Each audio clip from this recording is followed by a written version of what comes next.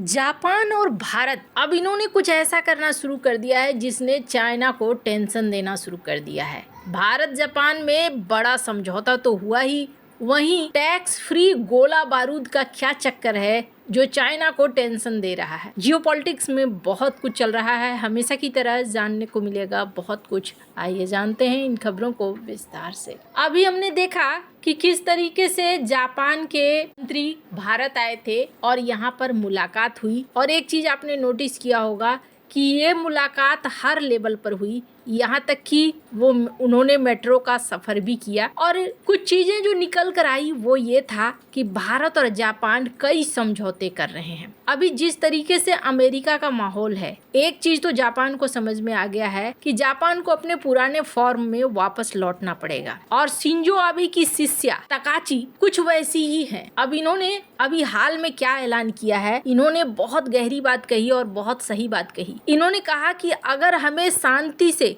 अपने अस्तित्व को बनाए रखना है तो फिर हमें तैयारी करनी होगी, ताकत हासिल करनी होगी, चाहे वो इकोनॉमिक हो, चाहे टेक्निकल हो या हथियारों के रूप में हो। अब ऐसे में जापान अकेले तो कुछ कर नहीं सकता है। इस बीच ये देखने को मिला भारत जापान में 18वीं भारत जापान स्ट्रेटेजिक डायलॉग की बैठक हुई, और इस बैठक के बीच में कई फ्रेमवर्क तैयार किए गए। एआई क्रिटिकल मिनरल्स पर फोकस किया गया। समझौता खास तौर पर एआई में द्विपक्षीय सहयोग को बढ़ाना, क्रिटिकल मिनरल सप्लाई चेन को मजबूत करने पर रहा। इसके अलावा ये भी देखा गया कि जिस तरीके से चाइना बार बार चुनौती दे रहा है, critical minerals lithium, cobalt, rare earth जिसमें चाइना का वर्चस्व है, अब इसे तोड़ने की कोशिश कर रहे हैं भारत और जापान। इसके ऊपर निर्भरता कम रखना चाहते हैं। इलेक्ट्रॉनिक्स के क्षेत्र में, इलेक्ट्रिक वाहन के क्षेत्र में, डिफेंस के क्षेत्र में ये चाहते हैं कि एक नया सप्लाई चेन हो जो विकसित हो। जापान और भारत को लेकर मैंने पहले भी कहा है कि अंत में आप देखोगे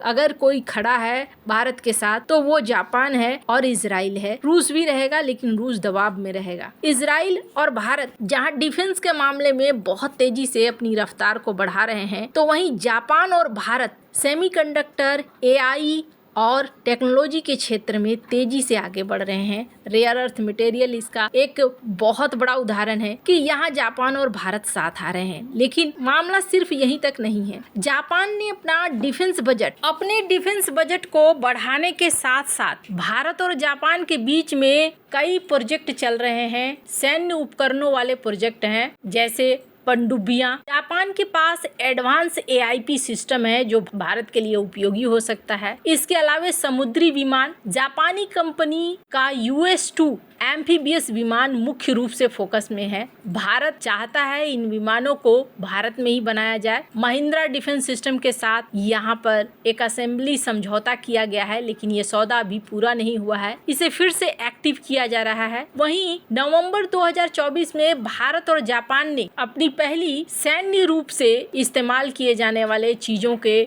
विकास और एक साथ बनाने को लेकर एक एग्रीमेंट फाइनल किया गया था। तो माना जा रहा है कि दोनों देशों के बीच में डिफेंस के समझौते भी बढ़ेंगे। और जापान ने भारत के लिए एक बड़ा ही बढ़िया काम किया है, और वो बढ़िया काम क्या है? अगर चाइना से भिड़ने की बात हो तो फिर क्या जापान भिड़ेगा? वैसे अगर आप देखें तो इन तस्वीरों में देख सकते हैं आप, जापान लगातार एक्सरसाइज कर रहा है। लेकिन जापान ने अब फिलीपींस के साथ एक डील कर ली है। फिलीपींस जो आए दिन चाइना की वजह से परेशान होता रहता है, जापान और फिलीपींस के बीच एक नया डिफेंस एग्रीमेंट हुआ है। ये समझौता दोनों देशों की सेनाओं को आपस में ट्रेनिंग और संयुक्त सैन्य अभ्यास के दौरान बिना टैक्स के गोला बारूद, ईंधन, भोजन और बाकी जरूरी चीजें मुहैया कराने की अनुमति देता है। अब इसका क्या मकसद है? इसका मकसद ये है कि चीन की जिस तरीके से धमकी बढ़ रही है, अब फिलीपींस के खुला सपोर्ट में आ गया है जापान। और जापान का कहना है कि हम सुरक्षा के लेवल पर भी एक दूसरे की मदद करेंगे, और प्राकृतिक घटनाएं भी आ रही हैं तो भी हम एक दूसरे के साथ मिलकर तैयारियों को बेहतर बनाएंगे। जापान और चीन के बीच में राजनीतिक तौर पर या व्यापार के तौर पर या सुरक्षा के तौर पर तनाव लगातार बढ़ रहा है। जापान की प्रधानमंत्री सनाए तकाची ने कहा था कि अगर चीन ताइवान पर कोई कार्रवाई करता है तो जापान इसमें हस्तक्षेप कर सकता है। इससे बीजिंग नाराज हो गया है। फिलीपींस और जापान के बीच पूर्वी चीन सागर सागर और दक्षिण चीन सागर में अलग अलग क्षेत्रीय विवाद भी है जो कभी कभी अमेरिका को भी खींच सकता है। लेकिन अमेरिका के ऊपर अब बहुत ज्यादा भरोसा नहीं किया जा सकता है, ये जापान भी समझता है। जापानी विदेश मंत्री ने फिलीपींस के विदेश सचिव के साथ एक एग्रीमेंट फाइनल किया और इस एग्रीमेंट के दौरान जापान ने ये कहा कि गोला बारूद से लेकर खाने पीने की चीजें इन सब को हम टैक्स फ्री रखेंगे। दूसरा, इन्होंने कहा कि हम आपको आर्थिक मदद करेंगे ताकि आप सेफ्टी बोट शेल्टर का निर्माण कर सकें। फिलीपींस के गरीब इलाकों में इंटरनेट की पहुंच को बढ़ाने के लिए फंडिंग देंगे।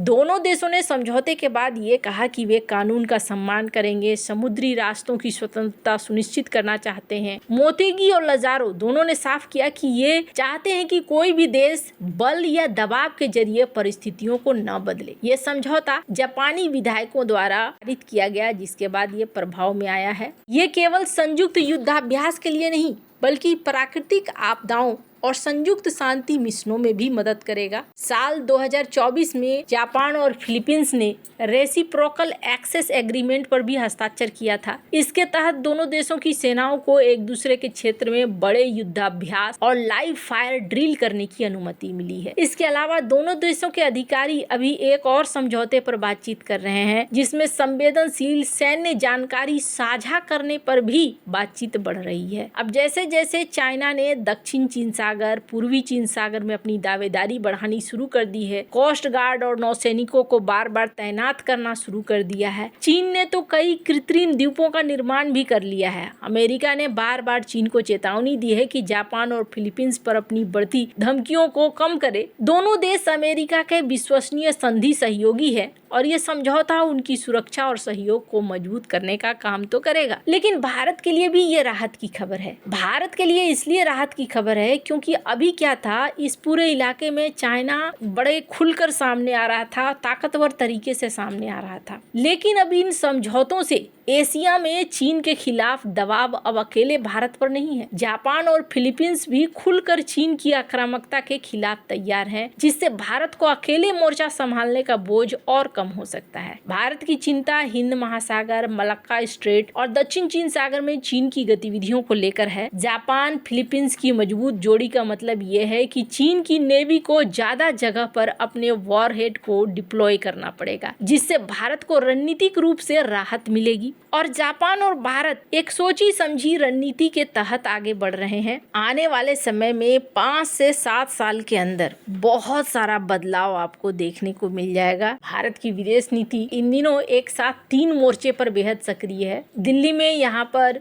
जापान की बैठक हो रही थी, तो वहीं देखने को मिला टोक्यो में मेलोनी पहुंची हुई थी। भारत जापान की अब सिर्फ पार्टनरशिप नहीं रह गई है, बल्कि एक स्ट्रेटेजिक ढाल बन गया है, जो आने वाले समय में आपको बड़े रूप में देखने को मिलेगा। आपको क्या लगता है, इन सब मामले में आपकी क्या राय है, कमेंट कर जरूर बताएं। जल्द मिलते हैं अगले वीडियो में नई खबर के साथ।